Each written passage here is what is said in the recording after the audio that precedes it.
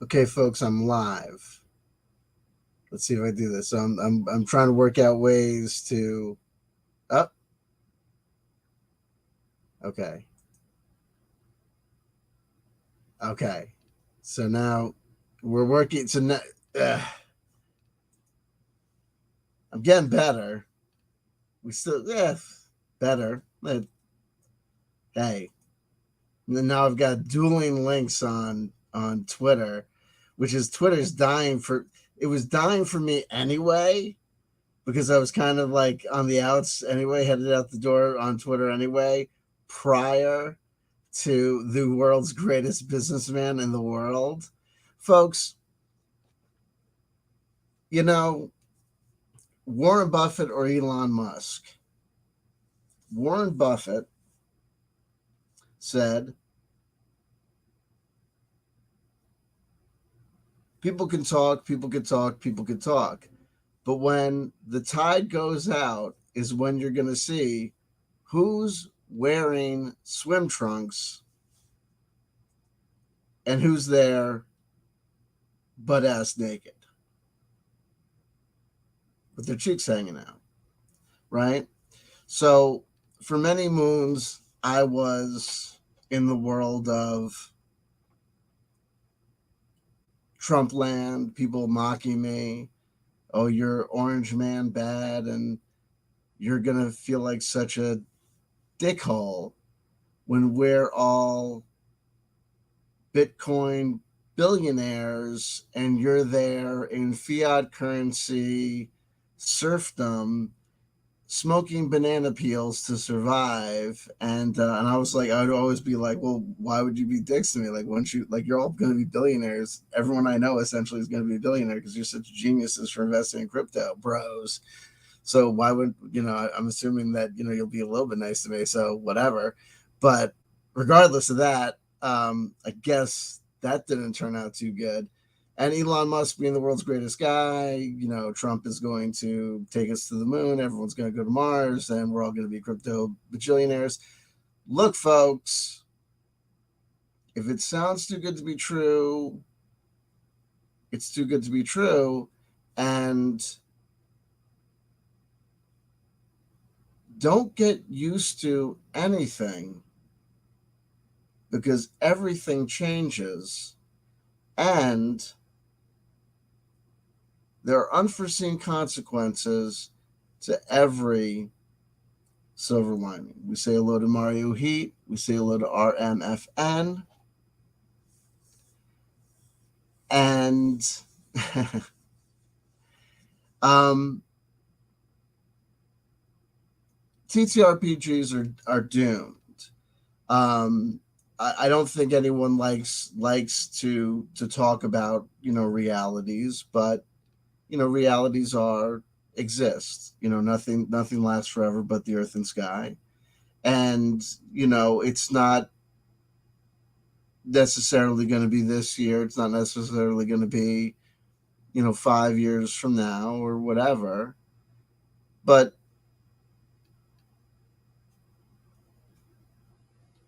things are what they are, and people need to look at trends and tendencies and need to understand that things do transform and things do get outmoded, and modes of expression and experience can be lauded and can be recognized for their importance in history, and they can be remembered, but that doesn't mean that their influence remains the same.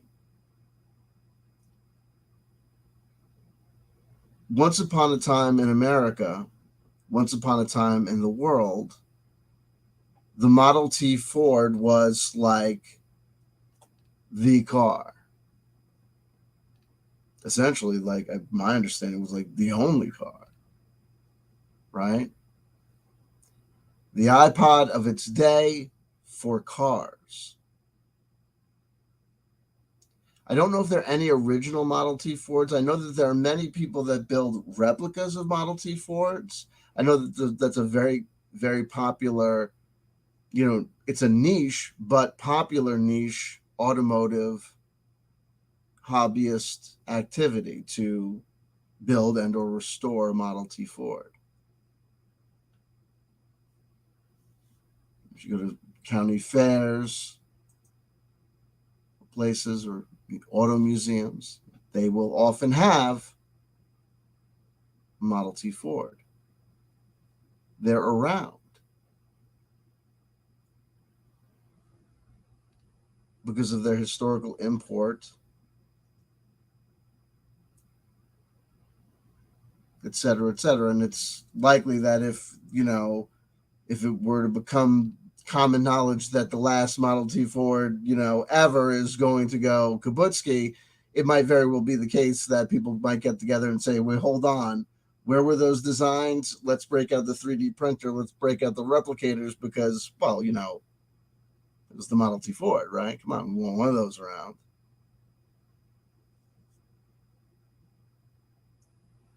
But I don't know if they're going to say we need 10,000 or one in every garage in America. One in Washington, D.C. for the Smithsonian, I think will probably. New York and L.A. You know what I mean?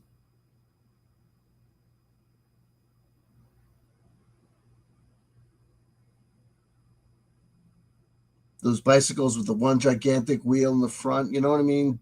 Bicycles built for two. Different things. Say hello to David Bucky, say hello to the elephant in the room. It's always difficult to acknowledge the elephant in the room, but it's healthy.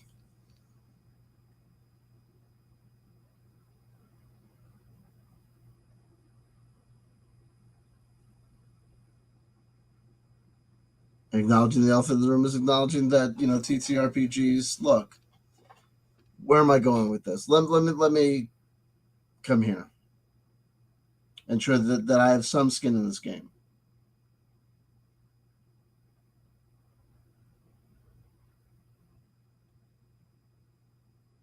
And, nothing, also this is that like nothing goes to zero, right?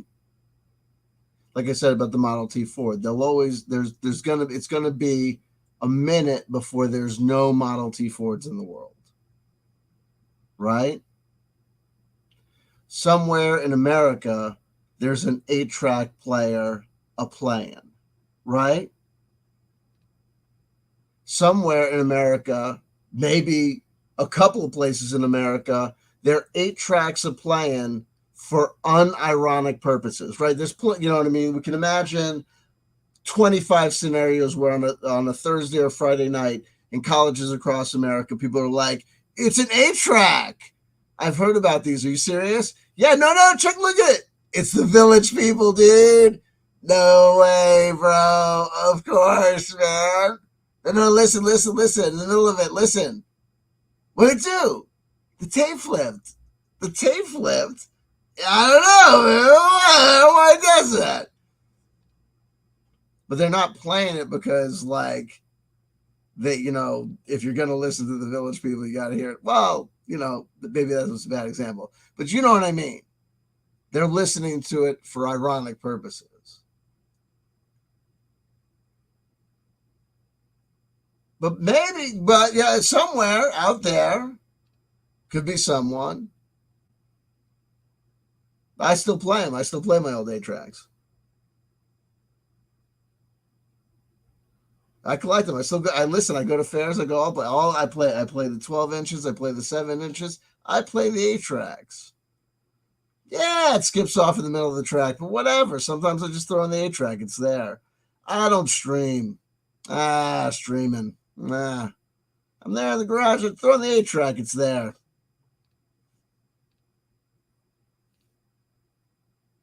Horses for courses.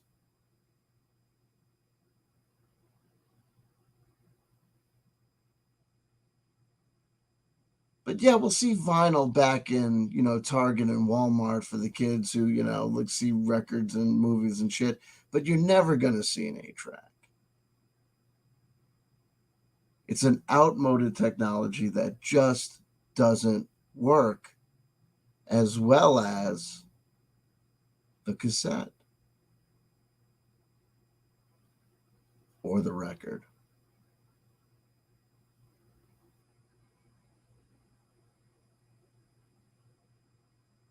If you got to find a VHS tape at a flea market, you might be motivated to chase down a VCR to play that copy of Bakshi's Hobbit. You find the Betamax copy, you know you're throwing that thing on the mantelpiece to show people, just to show.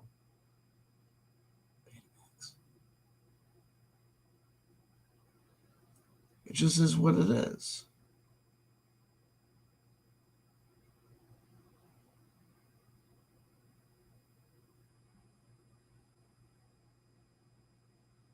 And it has nothing to do with right or wrong or better or worse or more the kid's brain is engaged when they use the pencil and paper and the dice versus it would be better, it's terrible when they use the video games.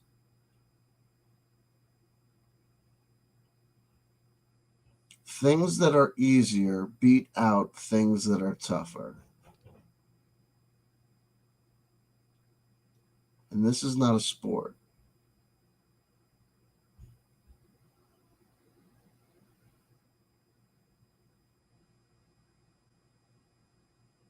There's no real reason to do certain things that are required to do them in tabletop that we do in tabletop versus allowing them to do it with, on a phone or the computer like they're doing. And especially now when more and more people, when they are playing tabletop role-playing games, are playing solo, or when they are playing with the group, are playing online in a virtual tabletop or in some other long distance fashion. What I'm saying is there are people that argue that means that was like a new great dawning of a new era for tabletop role-playing games because now people could engage in this hobby long distance and create more players and this. And I actually don't think that that's true, because I think the minute that an obsolete technology is bringing people or needs to bring people to the doorway of its arguably easier to operate and easier to interface younger cousin, I think you're in trouble.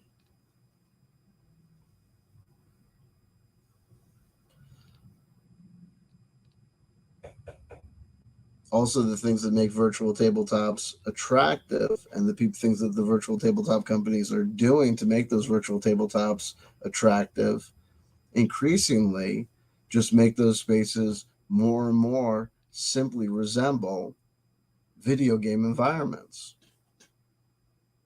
And I've looked at some of these programs, and I'll tell you, there's a learning curve. If you just want to be a dungeon master using some of these virtual tabletops, there's an actual learning curve to actually run the virtual tabletop, right?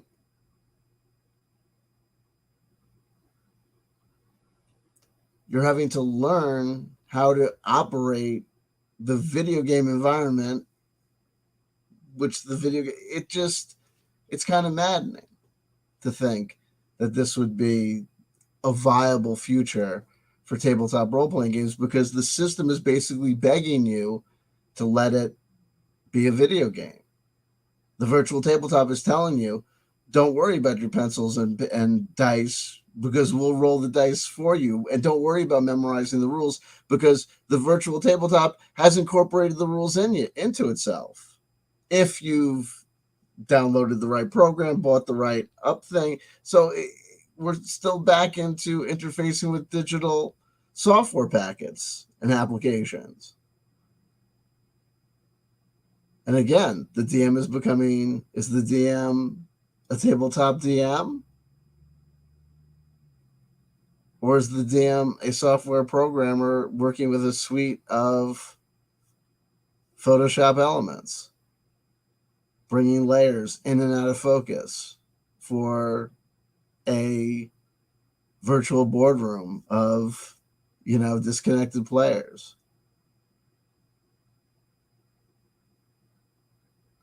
And that still doesn't change the fact that if the DM, you know what I mean, like, and if the rules are not being incorporated into people's brains, to what degree are those benefits of tabletop role playing game really being incorporated? To what degree is it really tabletop role playing games?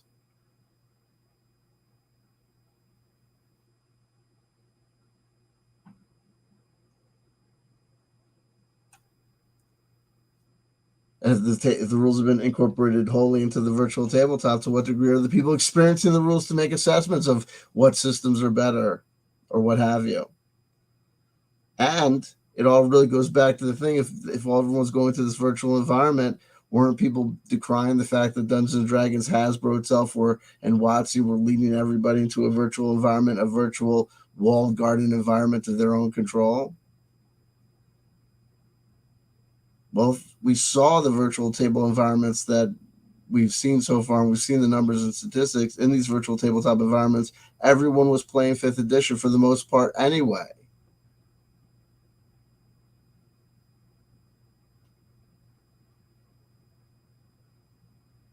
So if everyone's going to be following WotC and fifth edition or Dungeons and Dragons or D&D 1 or whatever you want to call it, if they're going to be playing Dungeons and Dragons in that particular environment, all of this discussion about tabletop role-playing games remaining viable is a nullity anyway, because, folks, I got to tell you something.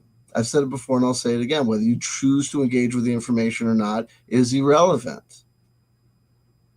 People can say Pazio is number 2 all they want to. There is no economics of scale here. There is no other industry. Dungeons and Dragons, WotC, Wizards of the Coast is the tabletop role-playing game industry. Steve Jackson Games is run on Munchkin. They are a board game company that also, because of their main guy at the top, also continue to print his ancient role-playing game materials. Steve Jackson Games does not, really put any love into their role-playing game stuff. Does anyone really feel that Steve Jackson Games puts a lot of development or takes care or manicures or maintains their role-playing game community?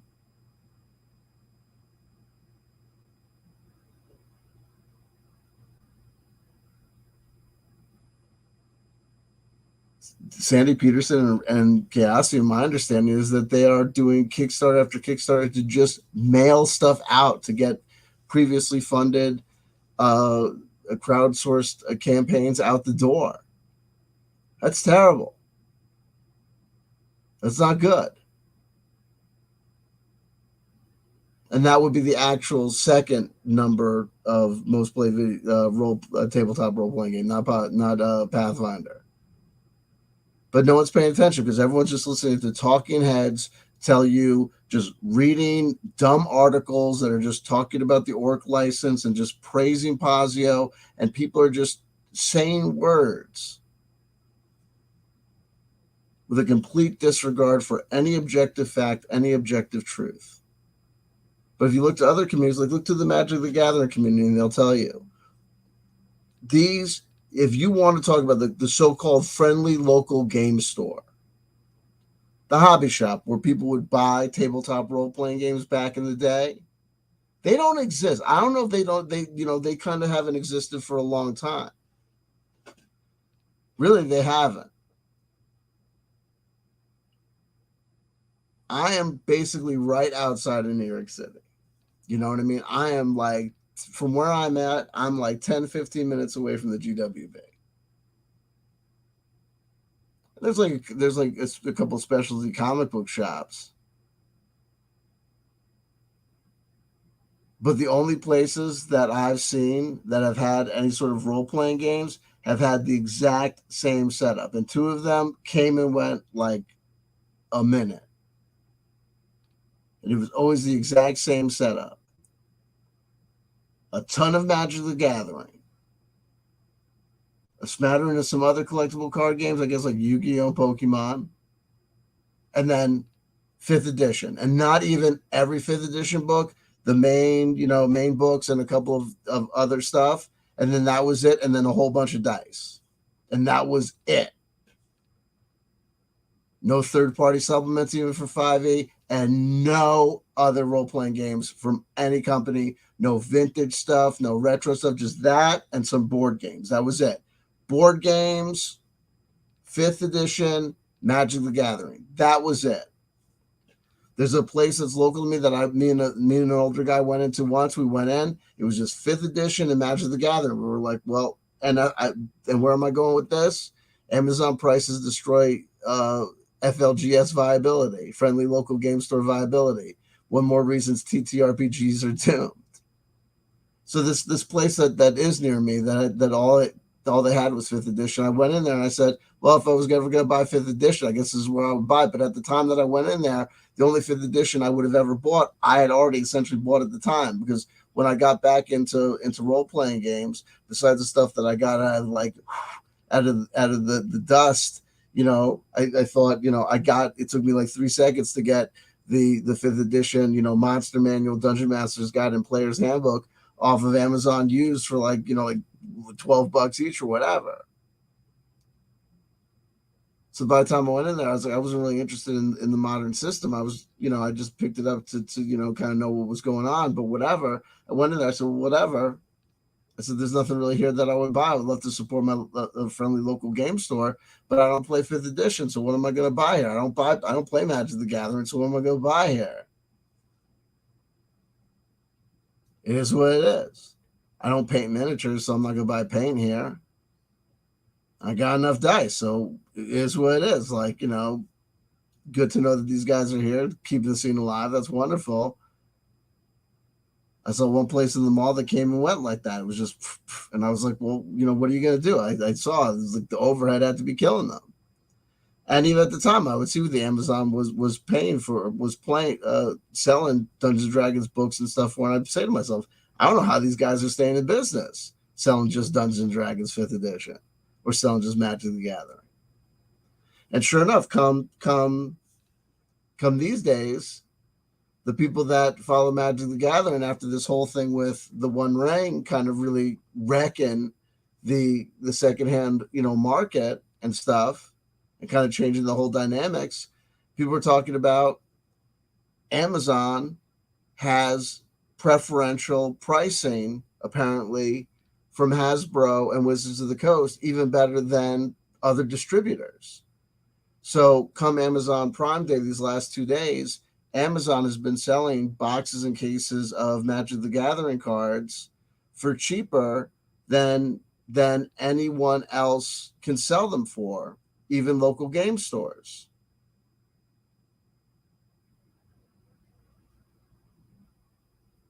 When the so-called Walmartification of America started, like, people would always say, like, shop local, shop local, shop local. And people would say, we know it's more expensive, but do what you can and try and shop local. And people would say, dude, it is more expensive. And no offense.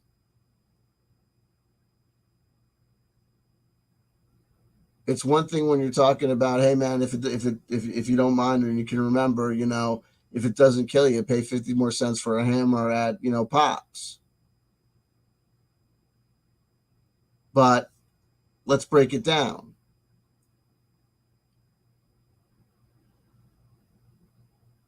I now own, I think, the complete library of 5th edition. Wait, I thought I just said that I would never buy that much 5th edition, and when I went into this place, I didn't get any 5th edition. And if I did get 5th edition, I guess I would buy it from this place. But what? Because it's cost. I'm not going to buy Princes of the Apocalypse for the sticker price on this thing was, I don't know, they got this stupid sticker here. Hold on.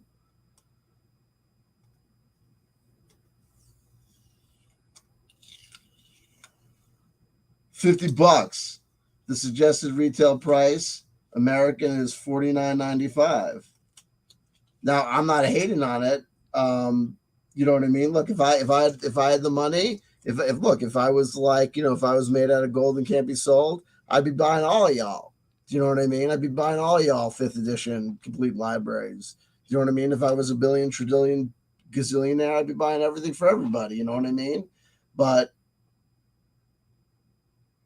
this wasn't a viable purchase for me. I wasn't interested in Princes of the Apocalypse. I was interested in Princes of the Apocalypse because I'm interested in all role-playing game books. I have never seen a role-playing game book that I was like, I'm not interested in reading that at all. No, don't give that to me for free. What? Role-playing game book? Nah. No, I don't want that role-playing game book. No.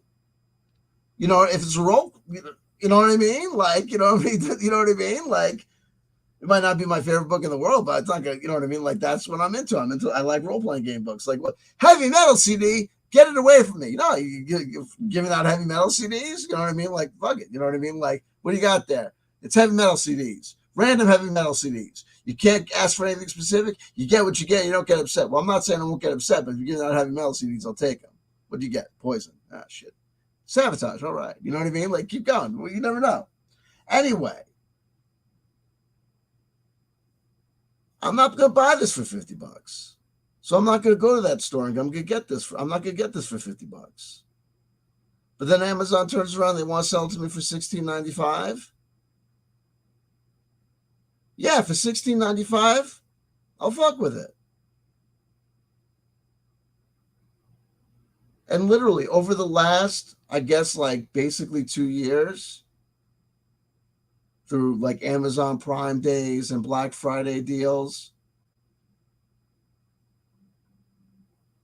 the same thing that they do with Magic the Gathering cards that's getting the people upset with, them talking about the viability of it being affected by Amazon prices, has happened with the majority of the Dungeons and Dragons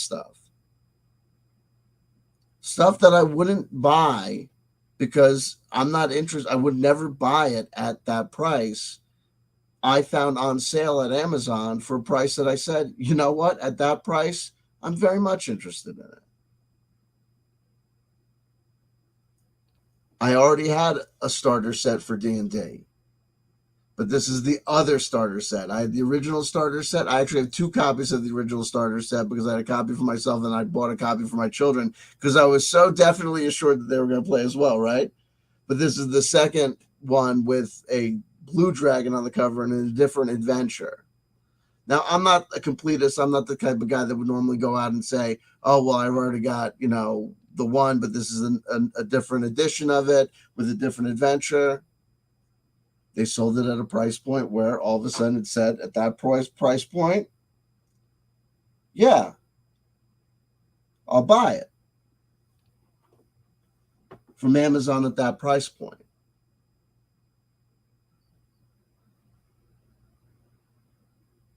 But Amazon doesn't have tables set up for people to play. Amazon is not going to host Friday Night Magic.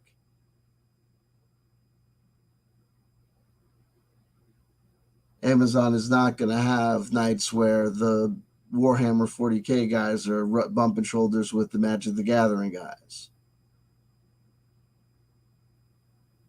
People aren't going to have real life experiences, meaning real life people.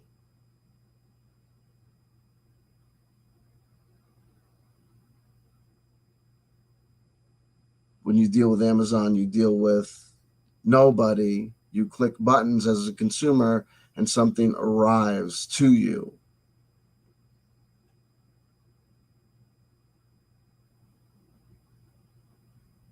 You've had a very isolated experience. Unlike back in the day, where you might have had an experience at a friendly local game store or things like record stores. I remember record stores.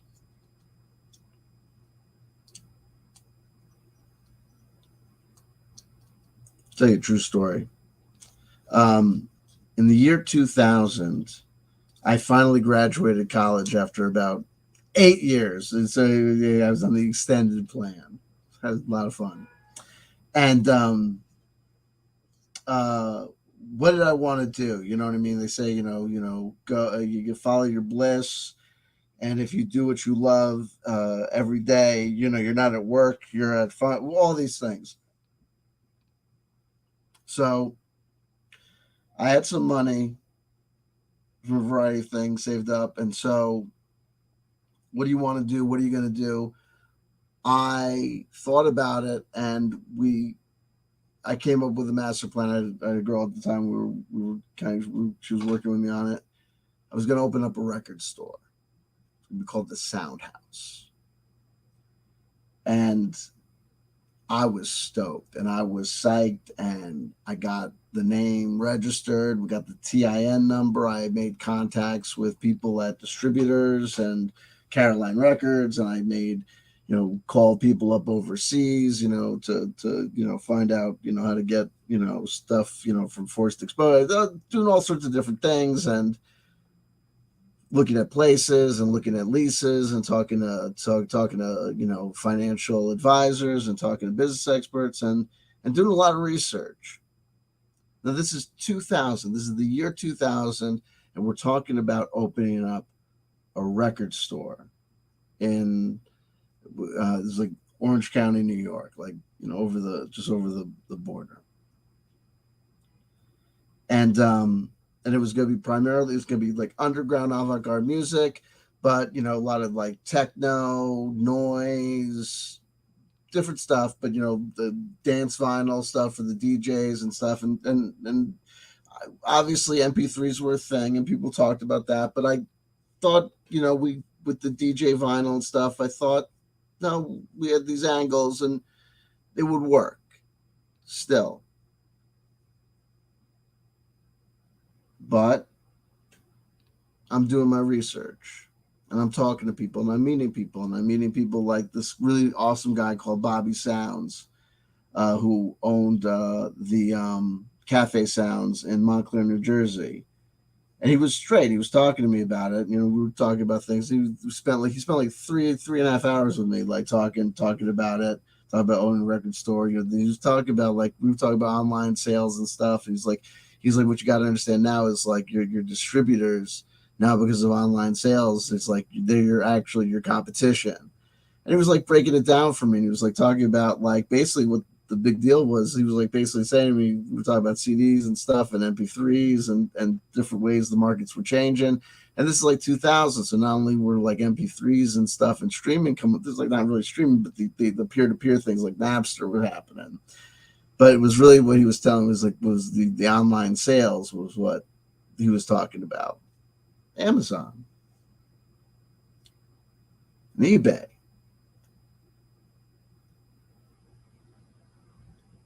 But he was frank about it, but I talked to other people, and the bottom line was that over the course of about a year, getting closer and closer to signing this lease and signing these distributor agreements and signing these contracts, everything in my heart was telling me that this was something I wanted to do, despite the fact that everything that my research was feeding back to me was what?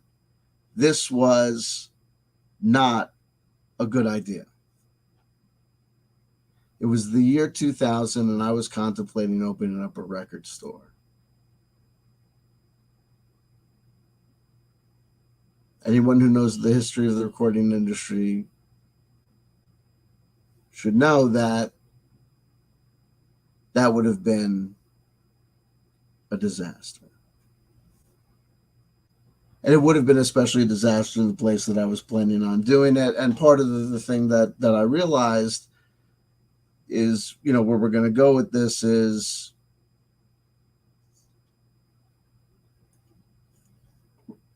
a business cannot rely on charity. And people look out for number one.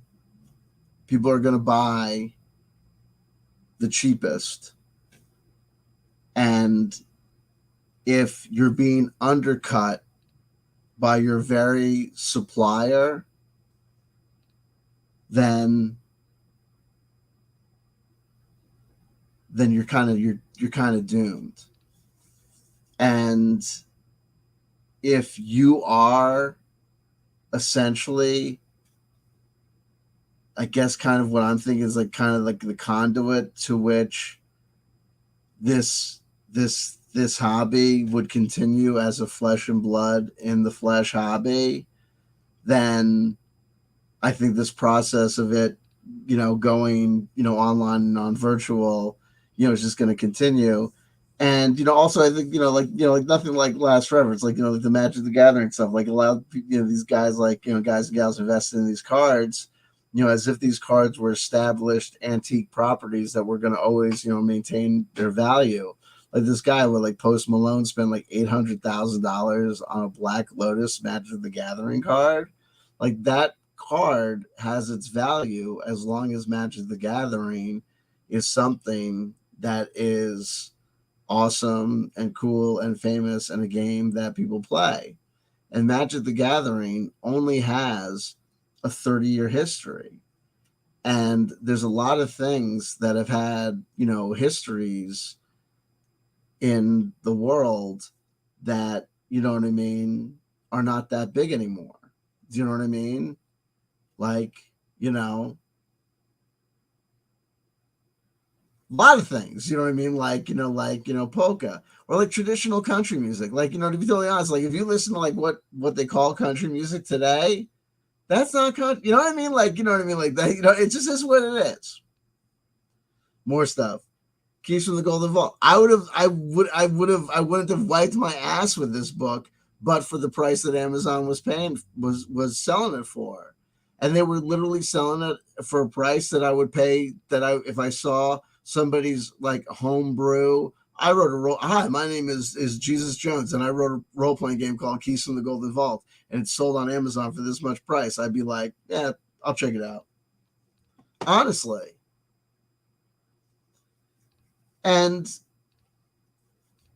it makes sense because a lot of this stuff, I gotta be completely honest, is kind of worth what you end up paying for it when you pay the Amazon Prime Day money. I want to show you something because this is kind of kooky. These are creature and NPC cards. Now, this is officially Dungeons & Dragons. What is this? This is Wizards of the Coast, Hasbro. And I guess maybe they're manufactured by a different company. But no, this is Wizards of the Coast, Hasbro, all this stuff. Gale Force 9, they may be I guess they may be the company that manufactures whatever. Contains 182 durable laminated cards. This is not laminated. You got laminated means you put that shit. I know what laminated. Remember when you were a kid? You know what laminated means? Laminated is you put that shit through the plastic and it's like sealed. If I could put my finger on the things, that is laminated my ass. I don't think that counts as laminated. No offense. I want to look up what laminated is. It says contains 182 durable laminated cards for creatures and NPCs within the Monster Manual and Volo's Guide to Monsters, with game statistics on one side and evocative art on the other. Right? It says that, full stop. A whole bunch of these friggin' cards have no art. You got to be kidding me. A whole bunch of them just have no art. It's like they just decided we're only going to put art on some of them, but we're just going to lie and just act like there's art on all of them. Like I don't even think like a third of them have art on them. How do you have the balls as a company to say they have evocative art on one side when a whole bunch of them just have this friggin' thing? How the heck are you as a company there saying, yeah, let's put the art on these, and then, you know what, some of them, I don't know, we'll put the art on some of them. Why would you put the art on some of them but not all of them? Did it cost too much to put the art on the card? Thank God I only bought these things when they were like 63% off. I got them basically to use as kind of flashcards to try and, because I thought, and I also think these things will have use even outside of 5th edition as just, things with stats and things on them. But I was like, that's unbelievable. But that's like that's wizards. But here's the thing that no art die graphic is evocative. There you go. Listen, hey, look, got to stand for something. So for those who think that I'm an endless, just a WotC fanboy, I'm not. You know what I mean? Like it is what it is. But you got to call, you got to call it, as it is, and you got to be, you got to be accurate and honest about things. But so look, I even thought, talk about 20-year nostalgia loops. I thought about recently thinking about different moves and different things and different ways that I could possibly structure my new business venture. I was thinking about possibly incorporating opening up a store too. Just, it was a LARP. It was like a LARF. Like, I thought for a minute, we kicked around different ideas. If we're gonna have the space, if we're gonna be this, if we're gonna have this office, if it's gonna be, if whatever. So I had an opportunity to revisit these issues and rethink these things. And it's just so sad, because even if a person has, money to burn, even if a person had capital, there's just no way for a person to support operating a local game store and have it be anything other than what? Some sort of like tax burn, like some sort of intentional decision to try and lose money. Unless, look, this place that I was talking about that's kind of local, they've obviously been around for a minute. So maybe there's pieces of the puzzle that I don't see. Maybe there's ways to make it work that I don't know. Maybe there's pathways to viability that I'm not aware of.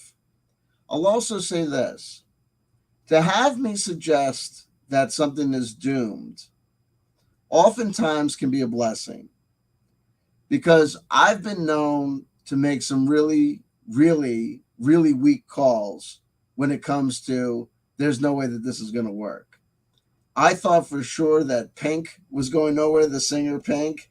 I saw her first video and I was like, this is a gimmick. This is going nowhere. So oftentimes, you know what I mean? Like, I thought ill of the Jonas Brothers. I thought Greta Van Fleet were doomed to failure. So, you know what I mean? Like, so you never know. So it could end up being that friendly local game stores are in for, a real shot in the arm, and we're going to see a real resurgence in 2024. I doubt it, but you never know.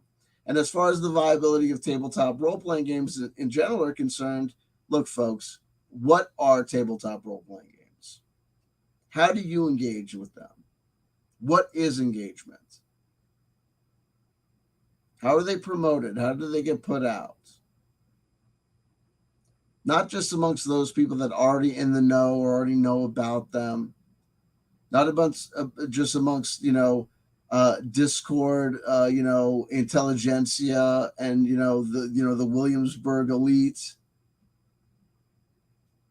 discussing craft brew and craft brews and the intricacies of troika pamphlets for the colorblind or whatever. So, but seriously, as a viable hobby that breathes and pulsates and continues through time, promoting itself, gaining new adherents, showing itself and demonstrating to new adherents why it is good and why it is something that they should want to be involved in and do.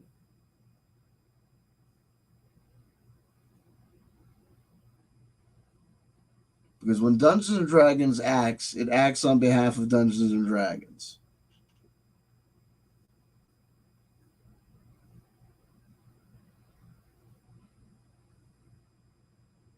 So if you think that TTRPGs need to go beyond the D and beyond the D, beyond the dungeon and beyond the dragon, wait, what is the game plan?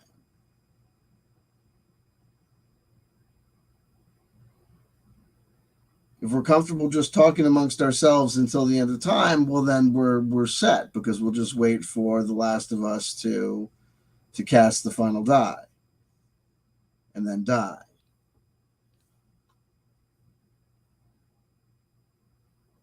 If we're talking about actively bringing new people into the hobby and engaging in the hobby with longevity and creativity and moving forward, well then I got folks. I'm listen. I don't think it's going to happen. I mean, I think this is just this stuff will be of historical import. I think I'm into this stuff because of my youth and my engagement with it as a child. You know what I mean?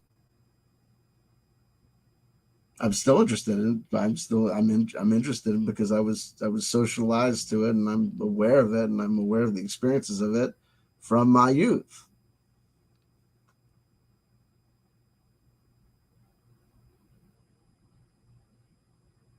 You know, Steve Jackson's sorcery, I think, has viability for children today, because it is true the lights can turn off, right?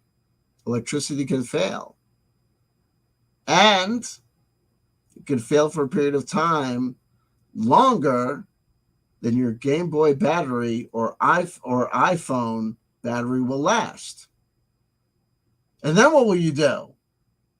Huh? Huh? You'd be screwed but for sorcery. Zap. I say unto thee.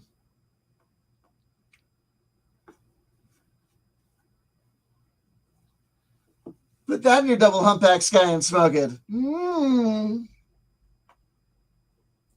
I'd like to take this opportunity to challenge Daniel Sell to a no-holds-barred fight. I'll kick your ass, Daniel Sell. I'll kick your ass all the way back to England. I'd pick my enemies well. I took one look at that guy and I was like, oh, you're the one. Hard target.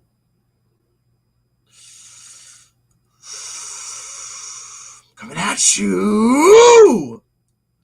No, I'm kidding.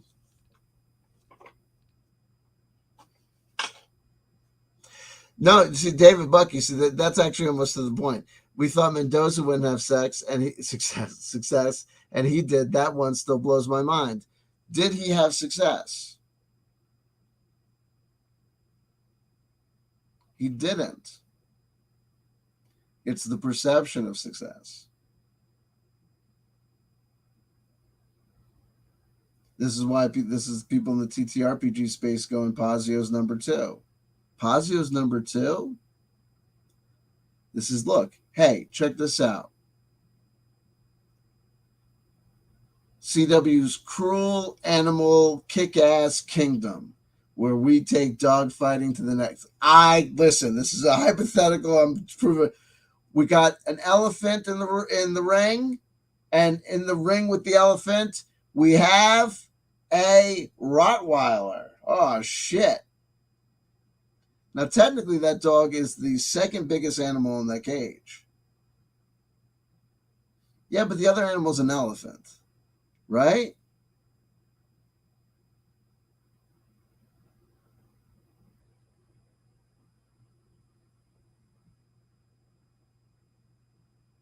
And I know there's a lot of like dog fans, or like maybe like a Rottweiler's a real tough dog.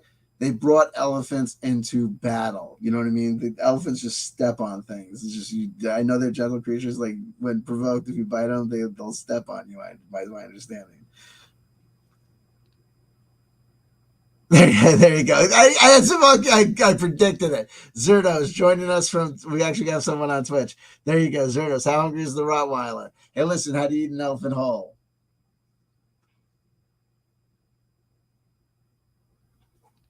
Whole joke. There you go.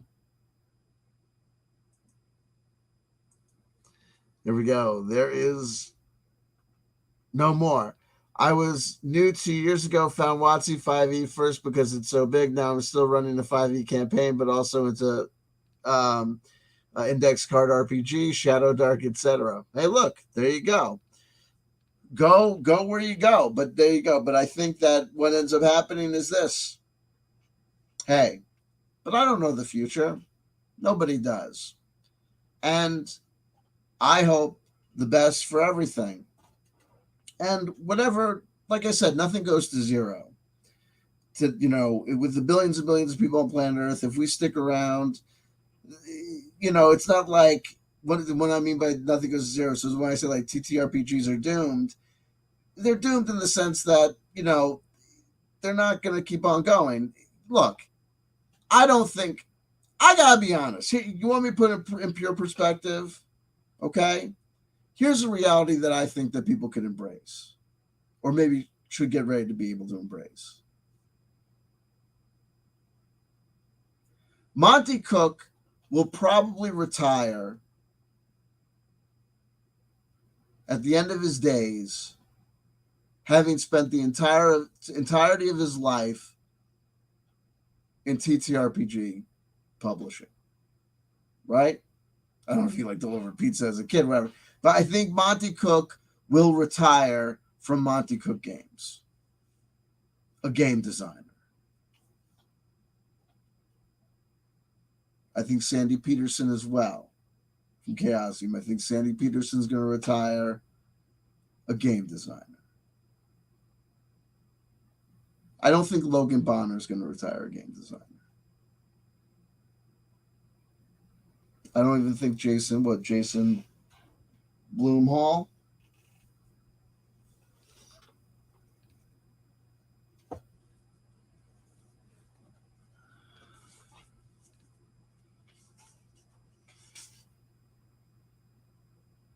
Bullman. Jason Bullman might be younger than me. Life is long. And we talk these days about people my age not really retiring, not being able to retire. And I got to be honest with you folks. People that are honest about life at Pazio are very honest about the fact that it is a small independent company and these guys don't make a lot of money. I talk a lot about, J. Scott Garrity. J. Scott Garrity was talking about watching a podcast where they were talking about Jason Bullman wasn't like I don't know if he had to crowdfund something or he couldn't break even on an adventure that he published. And he's the lead designer of Pathfinder and Pathfinder 2. Where am I going with that? I don't think Jason Bullman's going to retire at the end of his days, a game designer.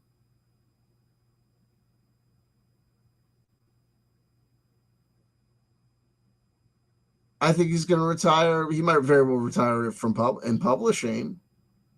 Maybe. Guys, print media. Folks. It's not inconceivable that we're going to see the secession of the publication of the New York Times. The New York Times in our lifetime. There are discussions by the New York State government to buy the New York Times, to keep elements of the New York Times as a paper being published, basically out of some sort of historical, because it's the New York Times.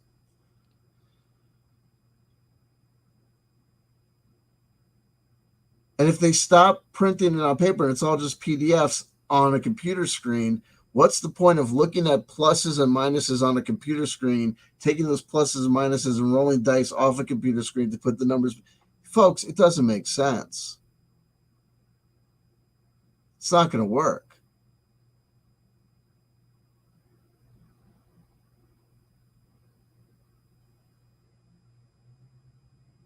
And the only materials that will be collectible The only materials that will be collectible in any shape or form will be old Dungeons and Dragons materials, probably the TSR stuff only.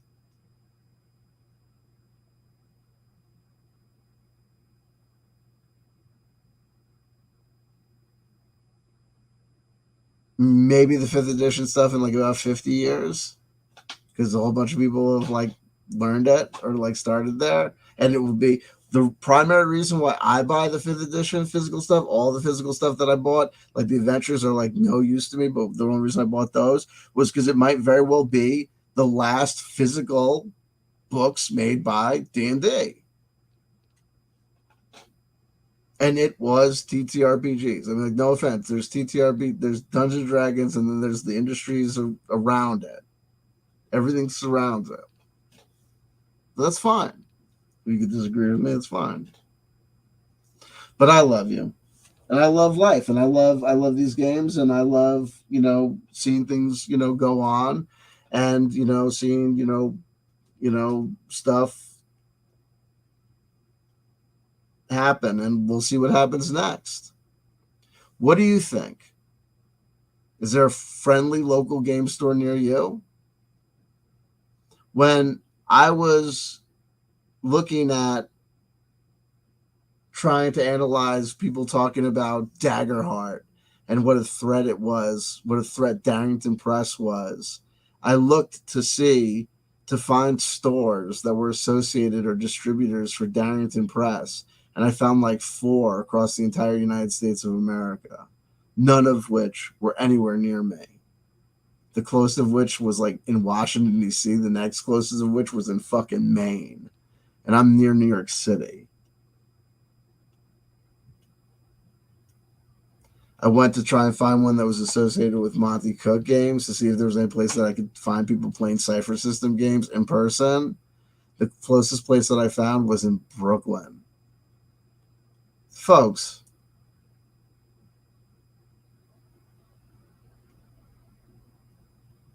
it's okay. It's okay for things to change.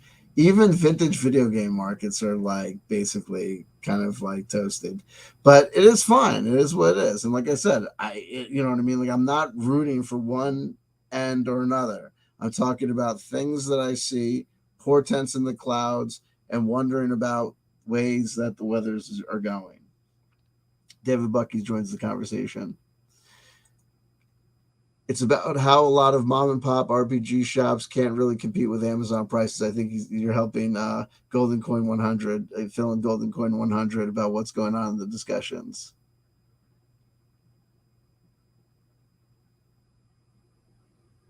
There you go. Helping David Bucky's also helping us with the information about the use of elephants in wartime. Thank you, David Bucky. My cousin had a side business where he had a few stands selling Sonoran hot dogs, and he finally got on DoorDash. And it's sad because if you search Sonoran dogs, you get 20 ghost kitchens before his stand. Now, there you go. See? I have 2 game stores in my city, one very friendly to new people, free classes on how to play a variety of games. The other is, we are cooler than you. You can buy stuff, but our group play is invite only. Jonaside, if you feel comfortable, let us know, because I think, you know what I mean? Because there's particular places and regions of the United States of America that have particular reputations. Because I think if you just generally give us your general geographic region, everything will lock into place. Because your particular geographic region would be like if I talked about not being able to find good places for casino gambling, and you say, I've got great places for casino gambling near me, and I'm like, where you live? And you're like, Las Vegas, Nevada, right? If you notice, there's a lot of people that will talk about, if I ask you about friendly local game stores and you tell me you're from Geneva, Wisconsin, you know what I mean? Near wherever, near Seattle. Exactly. You know what I mean? Like, yeah, there's 2 local game stores in Seattle. Near Seattle. Fucking Seattle. Near Microsoft, near Nintendo. You know what I mean? But there's 2 of them. And I bet you back in the day, there was fucking 25. And there's none near me. But it is what it is. But like I said, let there be 1,000, because I think that, hey, when I hope people know and understand, when I say something provocative like TTRPGs are doomed,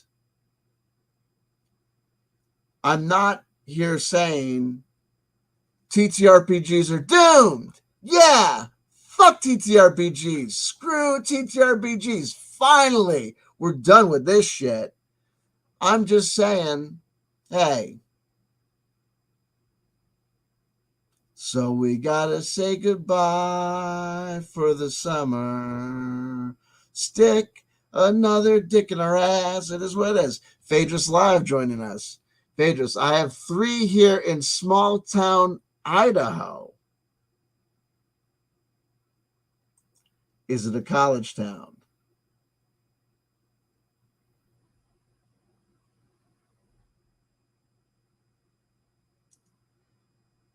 You have 3 friendly local game stores in your small town in Idaho.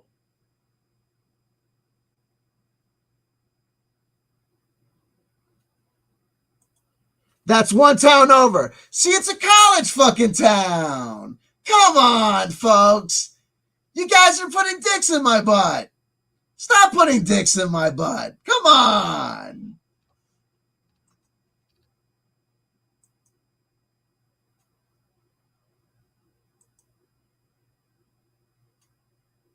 So I guess I'm wrong. Apparently, I'm an hour from Seattle. In Portland. Listen, okay? My town is a Navy town now.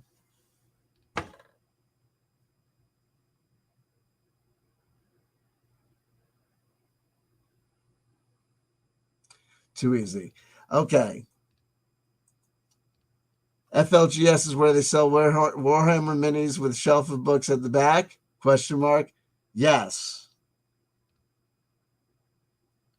And then everyone's going to be like, oh, I got 3 of those. Oh, you meant those? I got 10. I got 1 of those in my backyard. Oh, 1 of those just opened up. They said they're doing so good, they got to give their minis away. The Amazon distribution center just closed down because there's too many friendly local game stores. More news at 11. Man makes ass of himself, making proclamations about friendly local game stores that are not true. Says Seattle Local.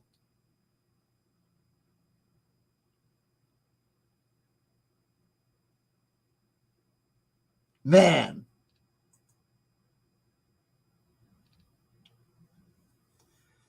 You know, I can always rely on you guys. Guys.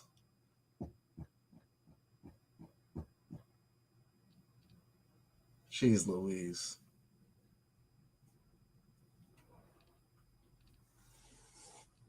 Hold on.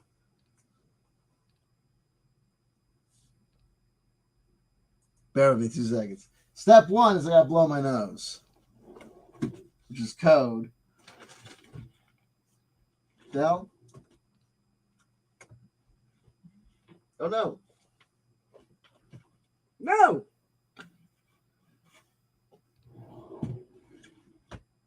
That's okay. Oh, man. All right. Sound effects. And then I do the thing. Wait. No. I say blow my nose with. It's like, other than.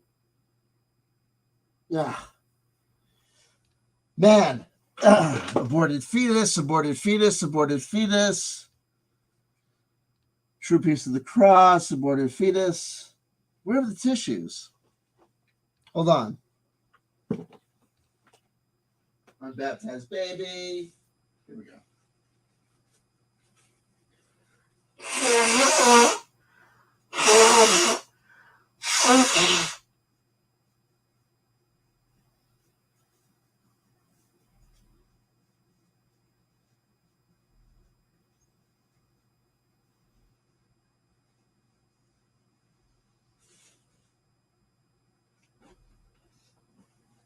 Okay. No, you're.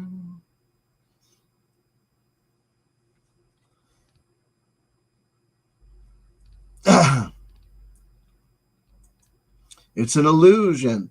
Okay. I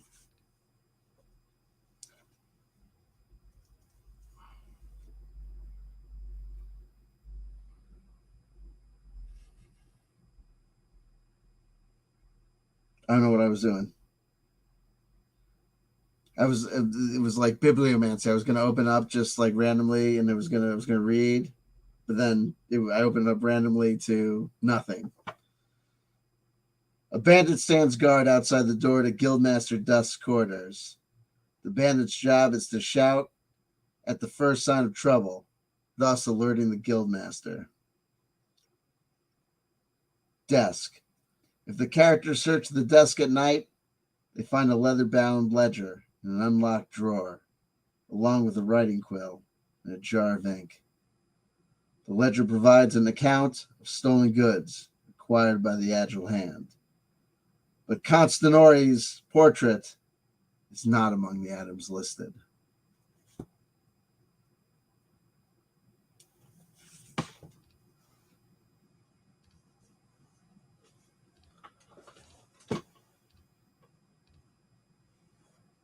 (2003),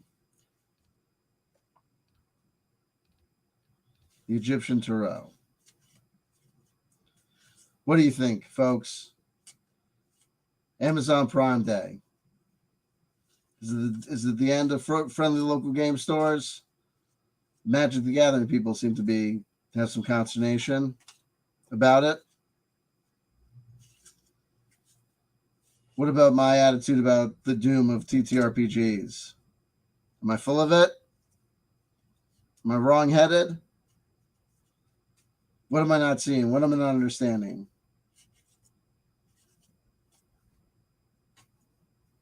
Sex laws.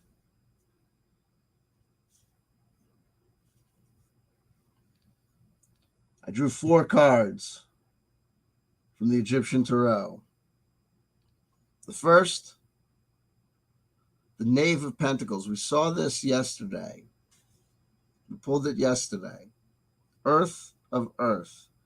In some decks, the Page of Discs or Pentacles. In some, the Princess of Discs. Here, the Knave. Presented as a scribe. Under the sun. Our first card. Second card. The 7 of Wands.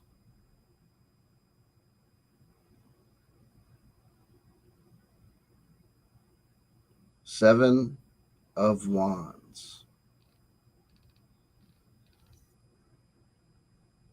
Power. A high degree of power, but not an infinite amount. And a certain amount has already been expended. And a certain amount of effort and energy is already at display. And a certain amount of beatings have already been taken. We're standing strong, but we're standing strong with a reason and for a reason.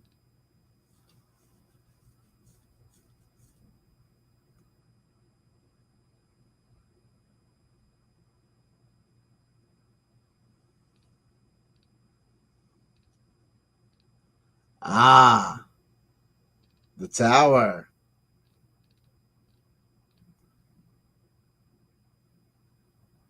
Our expectations can come crumbling down. The artifices we build to protect ourselves, internal and external, can come crashing down at a moment's notice. Our friendly local game store. Our expectations about the future. Our expectations about the end of things like tabletop role-playing games.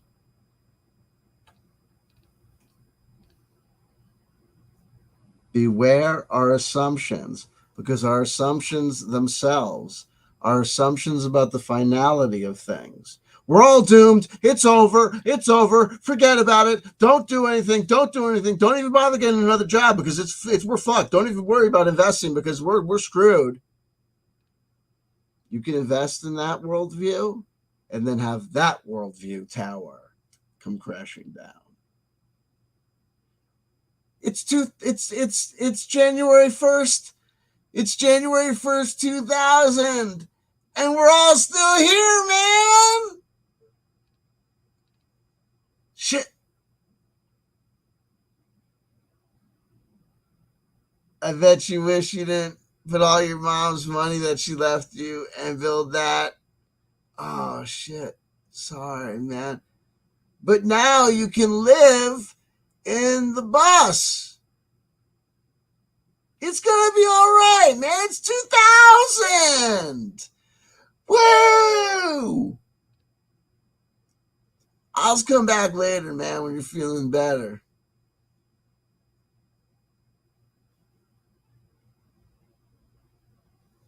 Night of chalices.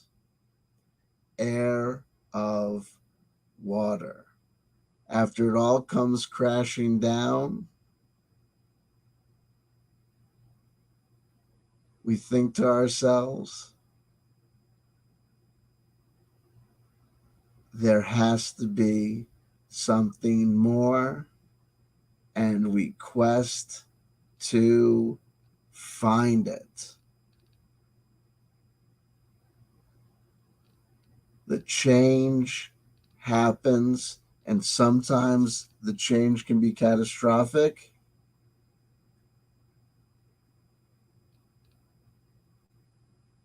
It's like this guy moving this. But after the catastrophic change, we can travel out.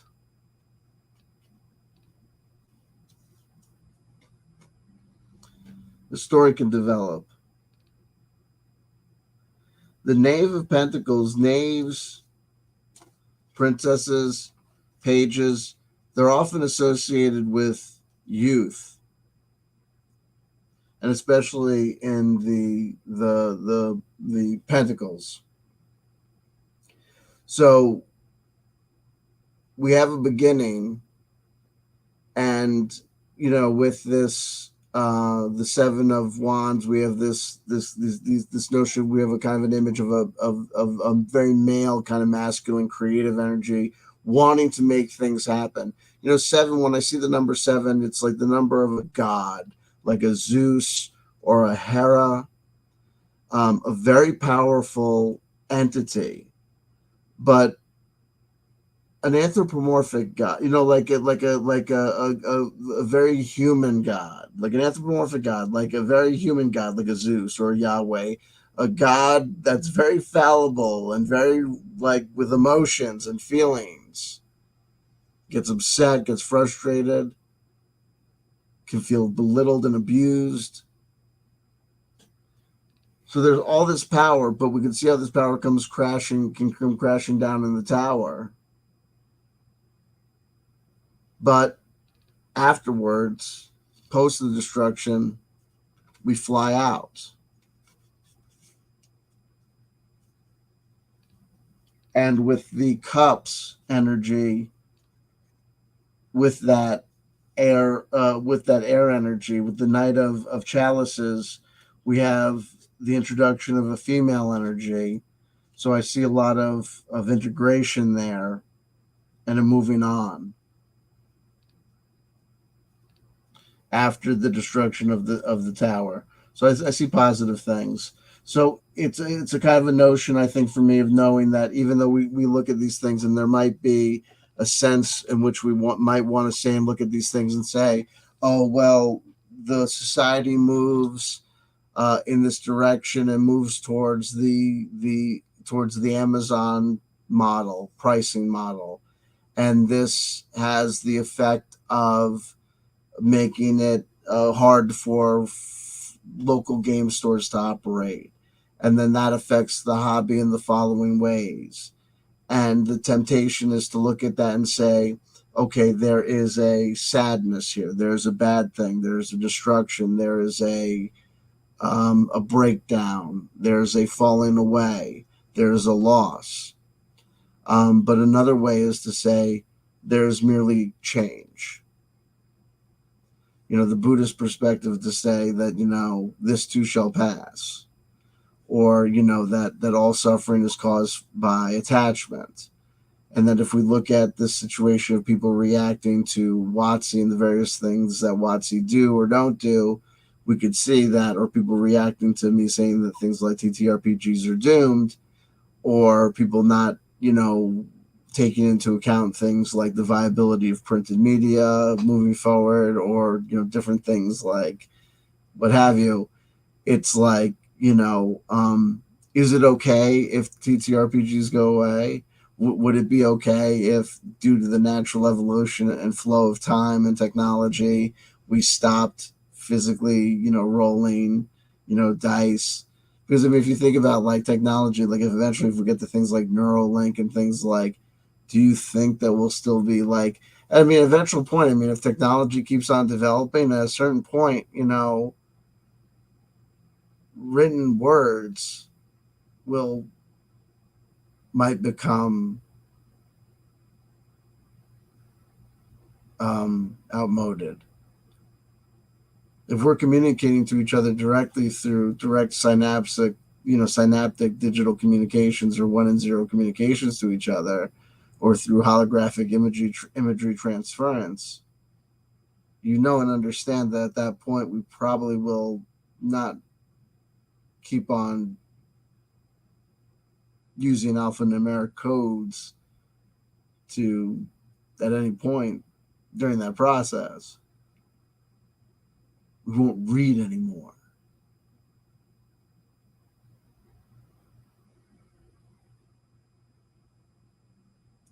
But that's a long way off. Maybe, but there's some people who look at this artificial intelligence stuff and say it's going to be like, that tomorrow it's going to be knocking on your door and tell you it's the brand new you, and it's ready to integrate. I don't know. It is what it is, folks. I love you. I love you. I love you. If nobody told you they loved you today, somebody just did that. Somebody CW chanter. Deal with it. Okay. We got some people talking to us. Here we go. Genocide. Navy played a lot of D&D before this internet thing came around. That's code. That's code. In the Navy, you can play some D&D. There you go. You can put your mind at ease. It's nat 20. Your turn. I kid the Navy because no one's joining the Navy anymore.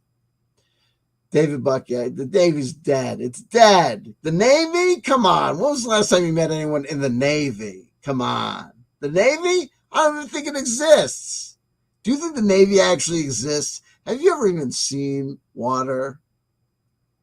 I hang out there but feel bad because I pay for my Warcraft mini supplies on Amazon. It's cheaper and more options for paying stuff. They know it too. There's nothing sadder than being in one of those places like the comic store or the local game store, and everyone's hanging out, or when the people show up and play with like cards where they mysteriously got the cards from where. And the proprietor knows it, and the people know it, and everyone knows it. But what? And what are you going to do? Start just like putting donations in the jar? Like, how are we going to do this, folks?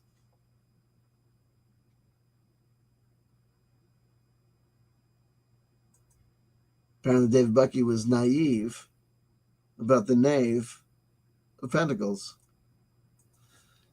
Phaedrus Live. I did grab the Oz Neverland setting books for dirt cheap. Yeah, listen, you get tempted. It happens. You're only human. Genocide. I went to the goods store with my kids, and it was packed like a movie packed. Where did all these nerds come from? I knew 3 people in there shopping, 1 playing, because I'm a nerd too. Listen, only in Seattle, folks. There is no more. Do you think board games will also end? In general, people will no longer play something for 3 hours with friends. It's not. I don't know if it's about the not playing 3 hours with friends. I think what it is it's physical there's an attraction to physical items, and I know the board games have had some sort of, a lot of stuff had renaissances during COVID, but that, that changed. But a lot of the stuff, it's not that the it's the problem is this, is that people's desire to have consumer items will keep on going. It's whether or not those are tied into other activities that will engender the creation of real life social interactions, that will lead to something. Like even if we talk about these board games, like so many of these board games are sold with solo rule sets. Like even when the solo TTRPG thing took off, what a lot of people, I don't know if they realized, was that may have been helped by the fact that already games like Gloomhaven and Hero Quest, a lot of those games had already sophisticated movements within them developed for like solo rule sets, or like they used to call them AIs. Like they would have like, built in, things so that you could play against the game itself. David Bucky, January 1st, 2013. What do you mean the Mayans were wrong? I noticed with my kids, it could be their age, but they love board games, but think tabletop RPG is just okay. The other thing is this: board games have the visual element to it. And I think that's another thing when people are talking about, oh, everyone's going to leave and they're going to go to Darrington Press and they're going to go to this. Gloomhaven are coming out with an RPG. I think of all the things that people are failing to take into consideration, it's that one. Because Gloomhaven, part of the reason I think Gloomhaven was so big was because it had all those miniatures in it. People like tactile physical things.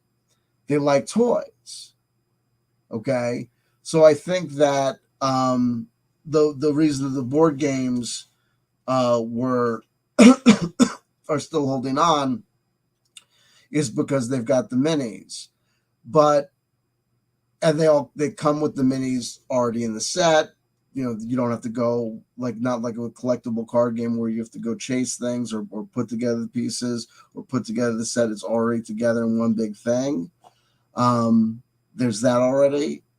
But it's a tactile physical thing. Whereas especially with the theater of the mind stuff, the kids don't want to do that. They do not want to do that at all. They don't get it. They don't get being plugged into that at all. And telling them that it's good and fun and awesome, I don't think is enough to do it. And I think I think you got to look and pay attention to the amount of people that are on YouTube, even the number of developers. Chris Gonnerman at the beginning of Basic Fantasy, the first retro clone, even though people say that's not a retro clone, says he did it so that he would have a version of the game that he loved to play with his kids. 90% of these people, even the ones that are on YouTube, successful tabletop RPG YouTubers, are consistently saying that they are playing with their wives and their kids. They don't have fucking groups. Guys, I'm telling you, we are playing fucking professional Scrabble here. I think the speed, if you look at the view counts, speed Rubik's Cube players is a bigger scene, I think, than TTRPGs, to be totally fucking honest. At least TTRPGs that are not Dungeons & Dragons 5e. And when we talk about Dungeons & Dragons 5e, I noticed this in the last community that I was part of. I don't know if people are aware of how much of this stuff might be bot views, that I don't think are bot views that are being bought by necessarily this YouTuber or that YouTuber. They're just bots that are there in the economic environment. Hasbro engage with different marketing firms. WotC engage with marketing firms.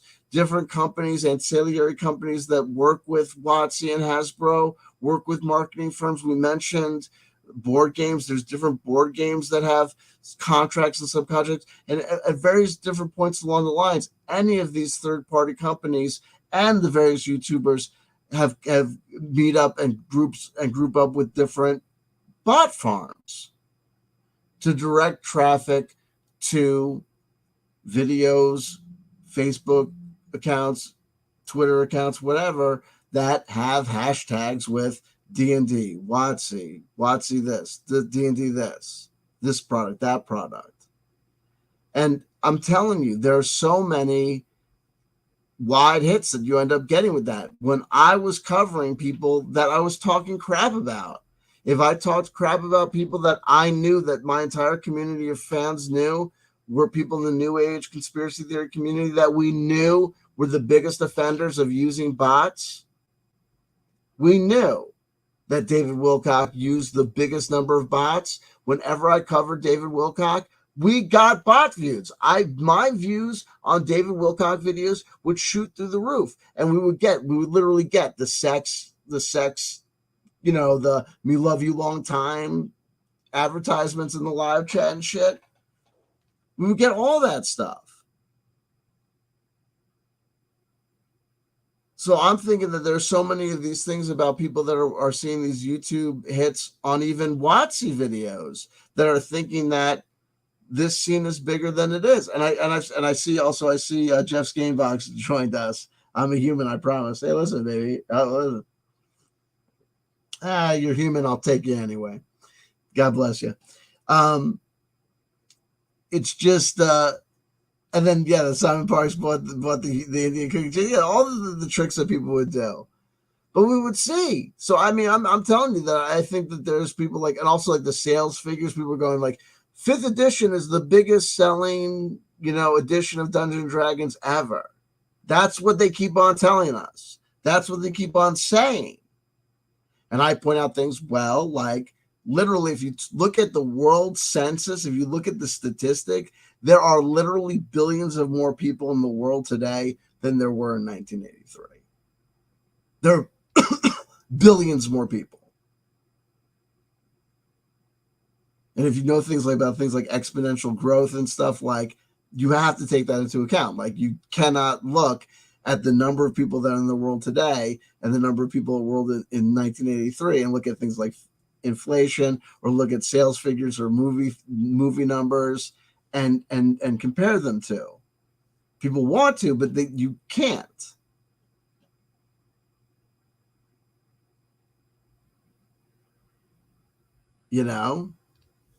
People don't understand. Like people will talk about like Gone with the Wind, and people will not understand like why it doesn't have like certain amount of traction today. And it's like if you look at the number of people that have actually seen Gone with the Wind compared to the number of people who have seen like a movie like Avengers Endgame, no one has seen Gone with the Wind. Whether you like to believe it or not. Phaedra's Live. Gloomhaven is pretty cool. Remind me of the sound. Hey, listen.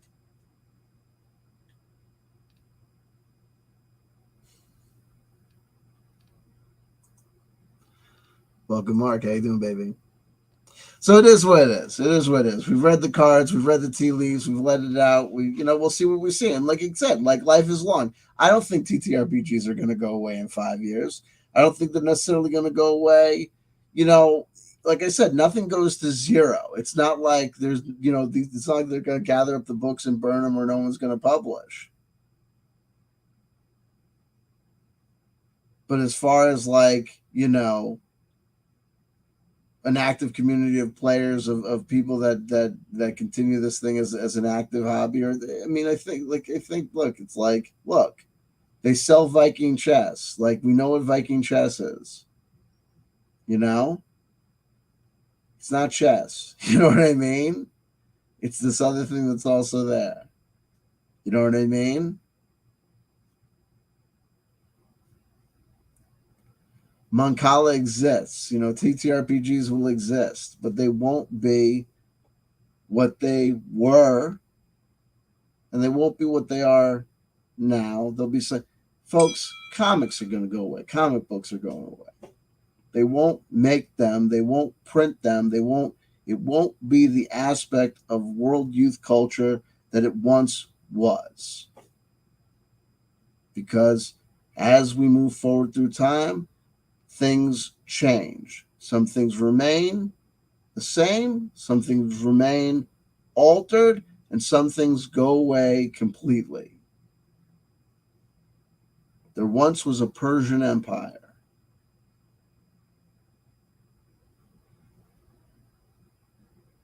At one point in human history, the Portuguese were telling everybody what to do. The Portuguese were a world superpower. You'll know them now as the rinky-dink piece of garbage country that no one respects called Portugal. They're a first world country, you know what I mean? They don't suck, you know what I mean? They're like Canada. They don't matter, right? Fuck them up, no one gives a shit. Something happens there, no one cares. Political scandal matters to Portugal.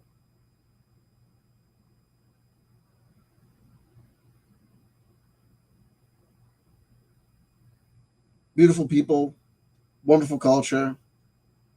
Here the food is amazing.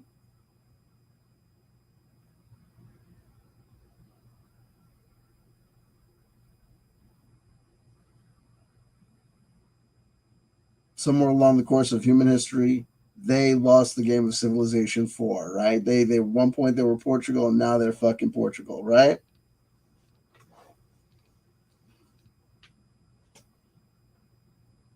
And that's it. That's gonna be it for TTRPGs. Not video games. A crucial stepping stone along the way of people having fun in a big time way. A crucial influence on what will be the virtual reality fuckfest that is how we spend, our time, if we get to spend our time somewhere doing something, right? If we don't blow ourselves up.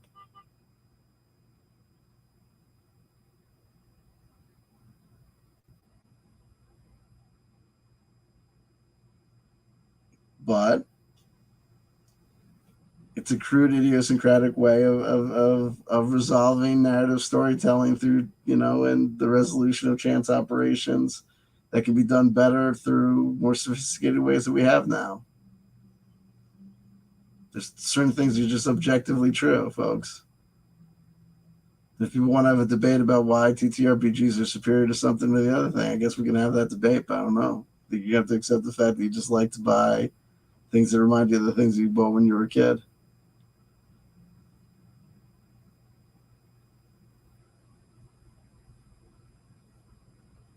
But I love you.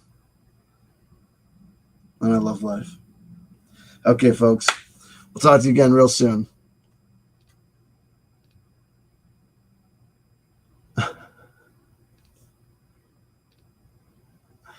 Here we go. Genocide. I heard Watson the Coast is in talks with Mendoza about bringing his IP to tabletop RPGs.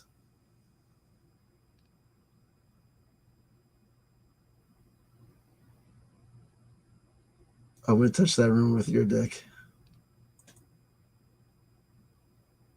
Well, Wizards of the Coast are up to it again. I finally turned on them. David Bucky, all right, take care for real now. Y'all listen to Gang Touch.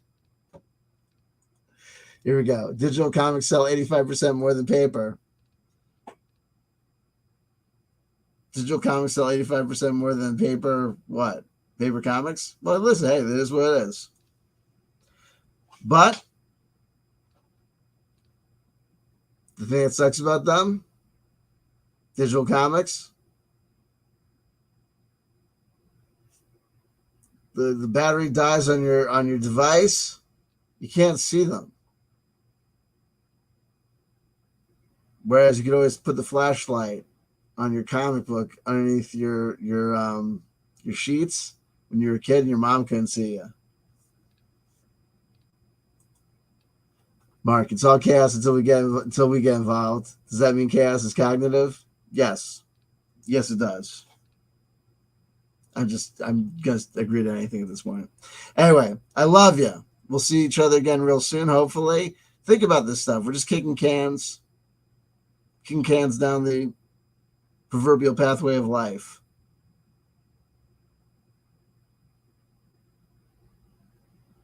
until we find the solution. Wizards of the Coast. What is up with putting art on some of the cards? I can't wait to figure out what the actual percentage is of what cards have art, what cards don't have art.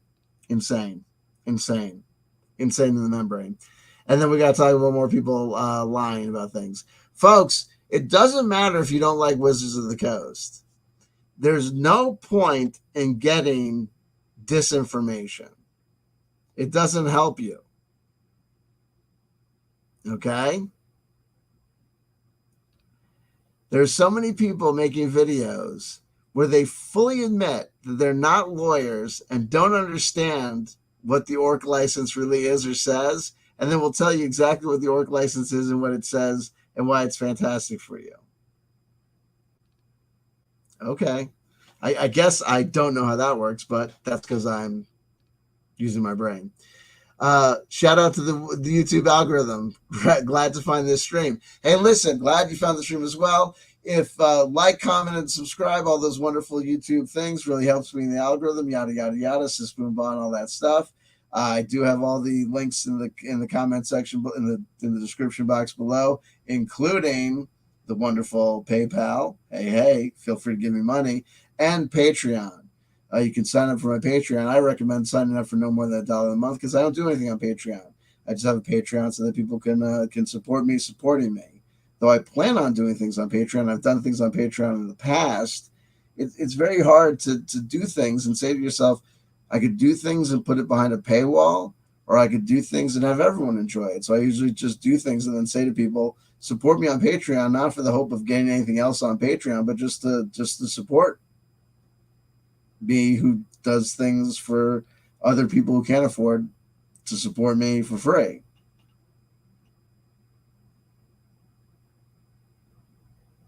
And beyond that, you can just like, comment, and subscribe. Or you don't have to like, just subscribe. Because even if you disagree with me, it's good to be exposed to thoughts that are different than yours, right? Remain open to new ideas and expressions. Joe decided, I'm not a lawyer, but I know one, but he's in New Jersey. So, another lawyer in New Jersey? Terrible. Or Blueberry Wolf Bridge was on Patreon, wasn't it? No. Blueberry Wolf Bridge was on Patreon, wasn't it? What, the original one? Before it all began? Who knows? It's been a while.